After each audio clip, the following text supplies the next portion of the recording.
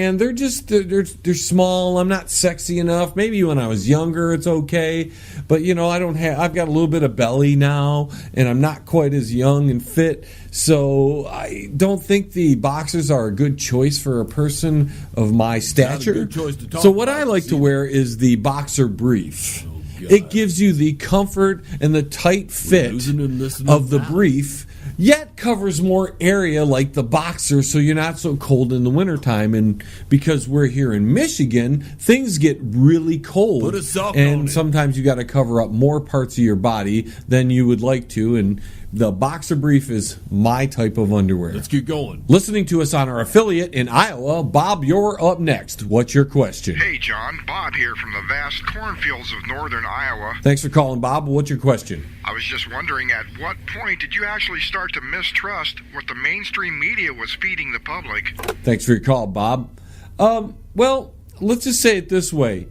I never really trusted the media ever. I tell you, I trust this. But after Tower 7 fell on 9/11, and then listening to William Cooper's broadcasts, it opened my eyes a bit more. Up next, they're listening in on our hometown affiliate, Alien X Radio. Home of Vanessa. Here's Brian from Wyandotte, Michigan. John, if you were arrested with no explanation, what would your family and friends think you have done? Probably piss off the government. I would think that if I was arrested and I couldn't tell anybody what was going on, that it would probably mean that I was arrested and my family would be freaking out thinking they'd never see me again. What do you think, Shady? No, I think it'd be peeing in public. I never peed in public before. Peeing in public? Damn right. You always pee in public. No, that's the guy who's doing the roof, not me. Oh, I forgot. Up next, they're listening in on our affiliate, Radio Vegas Rocks. Ronnie, what say you? Hey, John, this is Ronnie Bryant. Wanted to congratulate you on the 250th episode of the John LeBang Show. Thank you, Ronnie. I appreciate it. What's your question? When did you know you wanted to do radio, and did you ever think you'd make it this far? Oh, God, another question like that. Well, What's wrong with the question? Let's just say I've been an entertainer my entire life. Like nobody's original. But if you want to talk about radio in general, for everybody be original. It started pretty early because I started DJing. Listen, just shut up. We're all in the air. For this little community center church thing way back when I was, I don't know, like 18 years old or something, maybe 17, and I would do all their dances. It was a natural progression into being a radio talk show host. I mean, I had some inspiration between William Cooper, Michael Savage, Rush Limbaugh, and many, many, many others out there who were doing the terrestrial radio thing. Yes, me too. And I just thought, hey man, this is something that I would like to do. It just caught my interest. All right, now we're heading back out. They're listening in on Alien X Radio, our hometown affiliate. We got another call. Be quiet, everyone. Here is Michael. He's calling in from Garden City. I knew a hooker there. Mike, once. what is your question? Hey, John. Hey, man. Thanks for taking my call. No problem, hey, man. Listen, I just wanted to ask you a few questions. First one, say, how did you get into the radio situation? I love your show, man. So thanks. How did you start that? And look, does that have anything to do with getting great girls? I mean, look, I'm thinking about trying to get into the internet radio kind of a thing and whatnot, but hey, can you give me any advice on that? Thanks, Mike. All right. Well, thanks for your call. I can get chicks. If you're getting into the internet radio thing because you want chicks, it's probably not a good idea. Usually, what do they say? The term is, I've got a voice for radio, but a face not for anything. That's what you don't get chicks being on radio. You might have the occasional Flight of the Conchord type, Mel situation where you have a stalker chick or something. But normally here on radio, you don't get the groupies per se as if you were like a TV guy or a rock star or something like that. Now, as far as advice on getting into internet radio, the only thing I can say is, and this is definitely from experience. When I got into it, I tried to emulate and be like the people that I admired. And as things went on, I realized that really wasn't me, and I wasn't giving people my best effort. Back in those days, I would script myself, and you need a little bit of a script to keep yourself in order, especially when you're first starting. But, you've got to be yourself and don't do the same thing that everybody else is doing. Yeah, but I'm the best. And that's why I think we're so successful, is we're not just a music show. We're not just a talk show. We're not just a comedy show. We are the ultimate variety show. One night it might be serious topics. One night it might be rants. In fact, we did a poll on this. We asked our fans, what kind of content do you enjoy most about the John LeBang Show? And it was equal across the board. People like the epic specials. People like the rants. People like the guests and the interviews, the skits and the sketches, and the news and the commentary. They kind of like so me. That's why I think we're so successful here at the John LeBang Shows, because we bring you the best variety. We give you so much. You don't know what's coming each and every night until you show up, and then you get into it, and then you tell your friends, and then more people are coming, and next thing you know, the John LeBang Show keeps growing like it has this year. It's an orgy. Now, beyond that, my friend, no, this ain't a Thor. And anybody else who wants to get into this business, don't do what some of my so-called peers have done, and that's try to copy anybody. Just do your thing. And if you're good at it, and if you're clear and concise, you'll get yourself an audience, you'll build the following, and next thing you'll know, you'll be where the John LeBang Show is. And that ain't too far. Our next caller is listening in on WRFN 1025 in the United Kingdom. Paul, what's your question for the John LeBang Show? Paul Farrer here, host of the Paul Farrer Comedy Show and one half of the comedy duo, the Twins of Madness. And I'm calling you all the way from, where am I from? Paul, you're from England. Oh, England. All the way from England, John. And the question that I want to ask you is, what events led you to get involved in radio? How did you first become a radio show presenter? Because the whole world would like to know that, because we're all waiting for an apology. That's a good one, Paul. That's a good one. Yeah, Paul, like I was saying earlier, I got into it as a young person, and I didn't realize that I must have sucked so bad that I bother everybody out there. That's what she said. What's that, Shady? Listen, we need me to do a show. No, you're not going to have a show. We already talked about that. We're going to keep it my show. Shady Superfly Sexy Show. We're not going to call it Shady Superfly Sexy Show. Anyway, you take care, John.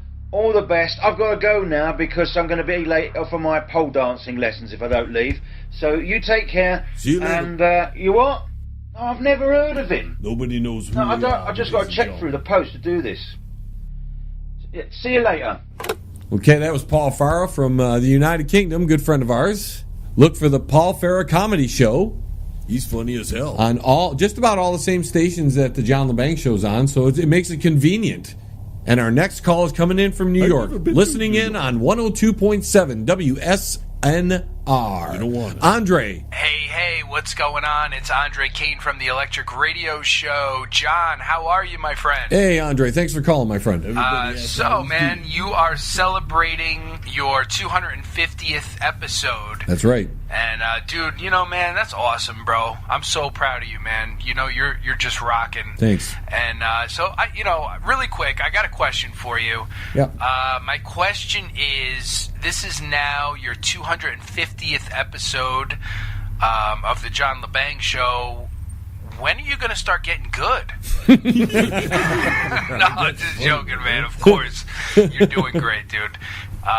Dude, man, I'm really proud of you, and we all are here at the Electric Radio Show.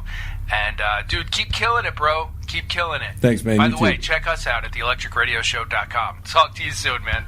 It's been a whole hour of blah, blah, blah. Yeah, that was Andre Kane of the Electric Radio Show. You can check him out on, again, a lot of the same stations that I'm on. You know, we kind of have this little, I don't want to call us a clique, but we have this little affiliation with all these other stations and radio shows because of how many stations I'm on, and I've got to meet a great deal of great people. Looks like we have another call listening in on our affiliate Alien X Radio in Detroit. Debbie, you're next. Hi, this is Debbie from Farmington Hills, and my question for you is, being you've got... Shady, did we lose her? Yeah, she's gone. I don't know what happened. What happened? I don't know. Do I look like a technical genius to you? All right. Well, Debbie, we lost you somehow, so if you can call us back, we'd really appreciate it. Up next, we have a listener calling in from our affiliate IRN in Tampa, Florida. Mike, you are up next. Hey, John, this is Mike. Like I just wanted to congratulate you on your 250th show. Hope you have many, many more. Thank you so much. And my question is, what got you interested in broadcasting to the point that you actually wanted to start a radio show, both internet and terrestrial? Man, everybody seems to be interested, like in my background and what exactly brought me to this point. You know, I've covered a lot of it, but if we need to get in a little deeper, I would say that my time as the producer of Detroit Live made a huge impact on me wanting to become a radio host. And in fact, I'd filled in one day and I had a total bomb. I was horrible. I mean, I didn't even want to be back on the radio. I was like, that's it. We're done. Never again. I'm not going to do it, right? And then I had a change of heart a little bit later. The YouTube thing helped me, break that little bit of, disappointment, a little bit of public embarrassment because seriously, it was the worst bomb of my life. And I got to take a bomb. I got to drop a deuce now. It's going to be a bomb. Shady, that is so TMI. Anyways, we need some TP. Shady is interrupting the show. Yeah, Detroit Live and the YouTube thing were another really big influence on bringing me to this point in my career. Get to the calls, John. Up next, we have going out to Chicago, right? The Blip wants to talk to you. Yeah, right, Chicago. Peppa, what say you? How come you don't interview President Obama? Thanks for your call, Pepper. Yeah, we're never going to invite President Obama to come on the show. I mean, that might help the ratings and all, but we're really not in favor of having B.O. on this show. So up next, we're going out to Georgia. Ditzy, you're up next. Hi, John. I want to know if you're jealous of Abu, John. Why would I be jealous of Abu? Because he's my boyfriend, John, and you're not.